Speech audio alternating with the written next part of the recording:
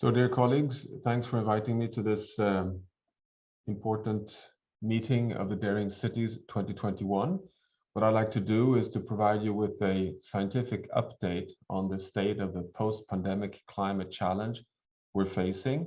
And this is not only a climate transition, it is really the question of how are we now going to avoid destabilizing the entire Earth system and thereby undermining the climate system and risks of livelihoods and well-being for all future generations on planet Earth. It has come to this through the scientific evidence that we today have unequivocal support for, that we've entered a new geological epoch, the Anthropocene. We are now, the modern world, us humans, the dominating driving force of change on the entire planet. The scale, the speed, and the interconnectivity of impacts are unprecedented, exponential, and impacting today across all economies, across all societies. Cities where we have today roughly 50% of world population, projected to 60-70% over the next few decades, are not only the main livelihood source for the majority of the world populations, is not only the driving force of our economies and our socioeconomic development, it's also cities that are largely unprepared for the adaptive capacities, but also for the resilience building and for the transitions towards what I call zero carbon adaptive capacities required over the next 30 years. We know that roughly 60% of the cities we need in the world are not even built yet, just in terms of the rapid growth of urbanization in the world. So here we have a pivotal point for humanity's future. And this now has to be put in the context of the unequivocal scientific evidence we have of a global climate crisis. The IPCC, the Intergovernmental Panel on Climate Change 6 assessment, came out now in August, its first report, showing very dramatic numbers. So not only are we today having 100% unequivocal certainty that we're causing global warming, which had reached 1.1 degrees Celsius, the warmest temperature on Earth since we left the last ice age 12,000 years ago. We also know that we're loading so much climate forcing through greenhouse gas emissions that is the highest level in 2 million years. We have the fastest rate of sea level rise today at 3, soon 4 millimeters per year, 4 centimeters per decade, 25 centimeters so far. Arctic sea ice is melting exponentially. We are losing glaciers at an unprecedented scale, the source of fresh water to many parts in the world, having impacts that are today not only well documented, but incredibly hardly felt among urban and rural societies across the world, with extreme heat, heavy rainfall, droughts, fires, ocean acidification impacting. And we've seen just the last few years heat waves across Europe, the unprecedented impacts in both the US, in Caribbean, in monsoon hitting in Mumbai, so on and so forth. Where does this come from? Well, it's not only the heating in the atmosphere, it's also that we know the basic physics. For every 1 degree Celsius warming, we also load the atmosphere with 7% more moisture. We are powering up the system very rapidly with more extreme rainfall events. Water is generally the #1 cause for disasters, droughts, floods, sea level rise. These are the hurricane impacts. These are the factors we now see already coming so hard and faster than we had expected. But most importantly, I would argue in the IPCC latest assessment is this graph. Not only does it show, as you see, the classic hockey stick of remarkable speed of the warming caused since we started burning fossil fuels, but it also confirms that over the past 100,000 years, we've never passed 1 degree Celsius. So we have already now, at 2021, crashed through the ceiling of the warmest temperature on Earth over the past 100,000 years. And just look at the remarkable stability on Earth over the past 2,000 years and how we are today passing very rapidly in the Anthropocene outside of that corridor. The impacts of this are felt today, but look at the scenarios for the future. Here is one basic scenario that leaves many scientists with deep, nervousness. What you see here in color is the very well familiar maps of socioeconomic fragility or stability. So the darker the blue, the more stable economies, the darker the red, the more fragile economies. This is a well-known pattern.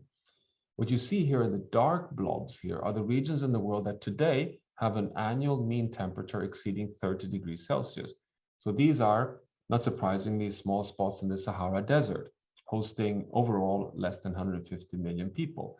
This is because we have physiological experience that if you have an average temperature above 30 degrees Celsius, we simply have large threats for human health and even risks of mortality. But look at the hatched-lined areas. This is the geographic expanse of regions that will have at least 30 degrees Celsius of average mean annual temperature if we continue burning fossil fuels as today, already in 50 years' time. So this is 2070. This is just 2 generations away. And look at the areas. We're talking Brazil, West Africa, Horn of Africa, North Africa, Middle East, India, Southeast Asia, projected to host 3.5 billion people in only 50 years' time. This is a geopolitical destabilizer of grand scale. So this is what we're facing if we do not bend the curves right now. But it's even more challenging than that, because it's not only about phasing out fossil fuels, it's about, as IPCC concludes, about maintaining the carbon sinks in nature. 56% of our emission of greenhouse gases since we started burning fossil fuels have been taken up of land-based ecosystems, primarily forests, and the ocean. And I can tell you that all the scenarios that scientists show can take us to the Paris Climate Agreement of keeping the global warming well below 2 and aiming for 1.5 assume that this capacity will remain intact, meaning that we depend not only on phasing out fossil fuels, we depend also on keeping ecosystems intact, rainforests, temperate forests, wetlands, grasslands, permafrost. So this is the challenge we have. But the IPCC also concludes that we already today face long-term commitments of irreversible changes in terms of ocean acidification, in terms of deoxygenization of coastal zones, meaning dead zones in the ocean. In terms of sea level rise, up to 1 meter this century, we cannot exclude 2 meters this century. But look at the third point here. Over the next 2,000 years, we are already at 1.5 degrees Celsius, very likely committing all future generations to up to 2 meters sea level rise. It will take a long time before it materializes, but it's irreversible. These are commitments that we decide now whether we're handing over a planet to all future generations with a lesser capacity to support human livelihoods. But we can also not, in the latest IPCC assessment, exclude tipping points. This is still high uncertainty scientifically, but these are what is generally called low probability, high impact events. This is, to put it simple, catastrophic risks. The risks of destabilizing the West Antarctic ice shelf with multi-meter sea level rise occurring much faster. The risk of destabilizing the ocean circulation in North Atlantic, the AMOC, which changes life conditions in the Northern Hemisphere and even impacting on monsoon systems. The Arctic and practically losing summer ice there over the next decade. So these are risks of tipping points that we have been mapping outside of the IPCC, shown here in black, the 9 out of 15 known big climate tipping elements that are showing signs of approaching tipping points. So not that we are at the tipping points, but that we are at risk.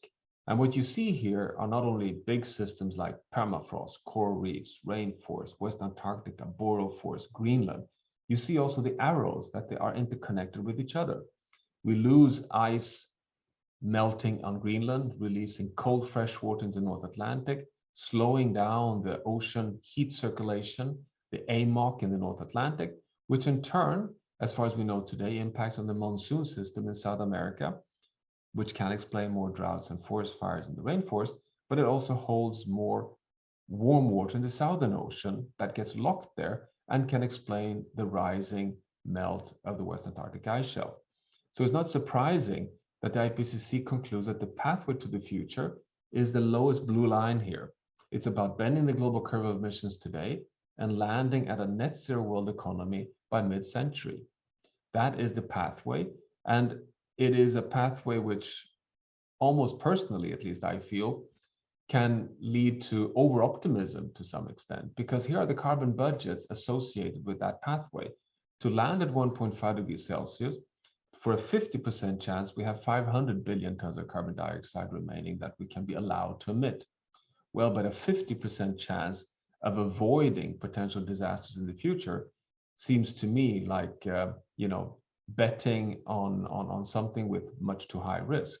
So if we want to have a 2/3 chance of success, we have only 400 billion tons remaining. And divide by 42, which is what we emit today every year, we have less than 10 years remaining if we continue burning as today. So this just shows us that this is an urgent point of turnaround. But just to give you the summary of what this entails, well, the turnaround is shown in gray here, which is, landing at a net zero world economy by mid-century. It follows the carbon law of cutting emissions by half every decade. But that won't be enough. We also need to turn around the food system, agriculture, shown here in the brown wedge, which is a large emitter today, to become a sink of carbon from mid-century onward. We also need to start scaling negative emission technology through CCS and BECCS, shown here in orange.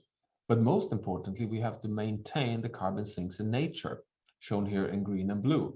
So there is no safe landing unless cities in the world start taking a full systems approach to decarbonizing, sustainable food systems, and maintaining carbon sinks along the whole value chain to nature. How are we doing today? Well, we're heading towards 2.7 degrees Celsius in the latest update of the national determined contributions. And the journey we need to follow, all cities in the world, all nations, is shown here. We are at a point where, just look at the United States and EU and Japan to the left, where the turnaround to reach zero by 2050 is a dramatic transformation. But look at China, which has now committed to net zero no later than 2060. Too late scientifically, but just look at the journey they have to take. So we're talking about big turnarounds that have to occur this decade, and has to happen over the next 30 years. And of course, cities are fundamental to get that momentum off the ground. But I just want to leave you with the fact that it is about staying within the safe operating space of planetary boundaries. There's no way that we can land Paris by only decarbonizing the energy system. We need to stay within planetary boundaries also of nature, so that we can come back to the green space here, and not in order to sacrifice or back off from good human well-being and equity, but rather placing the Sustainable Development Goals, all the 17 goals of aspiring good future for humans living in cities and in rural areas within the safe operating space of a stable and resilient planet. We've come to that.